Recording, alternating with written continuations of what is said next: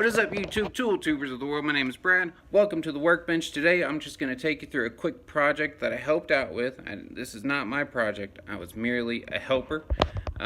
Old-time woodworker named Mark. Well, not really that old. He's like late 50s, early 60s, I think. I can't remember. Master woodworker. Excellent with old vintage machinery. His shop is amazing. I'm telling you. Amazing. Maybe one day he'll let me take you through there. This was a fireplace surround project that I helped him with. So this surround was 16 foot tall by 12 foot wide, framed out with mild stainless steel tubing, and I'm talking about big tubing to be in a house. It's got a really crazy look. I would have never thought to design something like this, but that's why I hang out with this guy. He's an awesome dude, knows a lot, and I'm learning a lot just from being around him. And what I did was I was just able to shoot little clips of the start to pretty much the finish. And this video, I'm just going to take you through those clips. So I hate being on camera, so we're going to get right into this. That way I can quit looking at myself and talking to myself. Let's go.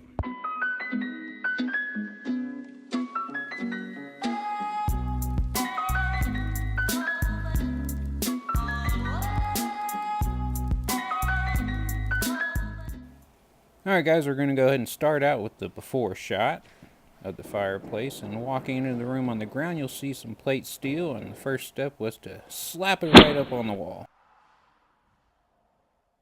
Next you're going to see the outside frame start being built, and it was a 2x6 and 2x4, both square tubing, or rectangular, welded perpendicular. If you look at the top you kind of get an idea, and there's also a piece that sits on top of those two uprights, I guess you could call them, and you'll see it right there. And let me tell you, that thing was heavy and awkward to get up there, but we muscled her up. And here's the part that's going to be filling up the middle. It's rough cut stained mahogany, and I can hear the screams now. Why would you stain mahogany? You know, I agree with you, but the final result looked really good. Here's the side that had been jointed that has to be flat, nice up against the wall, so you can really see what the natural wood looks like, and it is a beautiful, beautiful wood.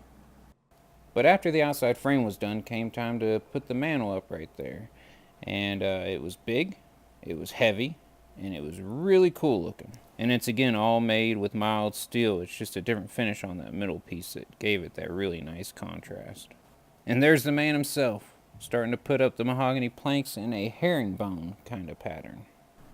This shot here was just to show you how big this room really is, because that frame was 16 foot tall by 12 foot wide.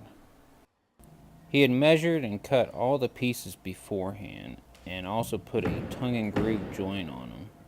So once the frame was complete, the wood pieces went up fairly quickly. There were a couple pieces that we had to stop and notch out for the electrical. You can see it on the wall right there. But the biggest problem we really ran into was time. And you know, this house wasn't complete, so it didn't have lighting in it, and it took us a 2-hour drive just to get there in the morning.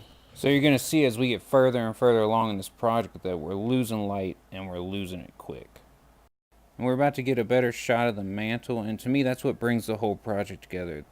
The matte finish on that steel was just the perfect contrast to bring the whole thing together, and something I would have never even thought of.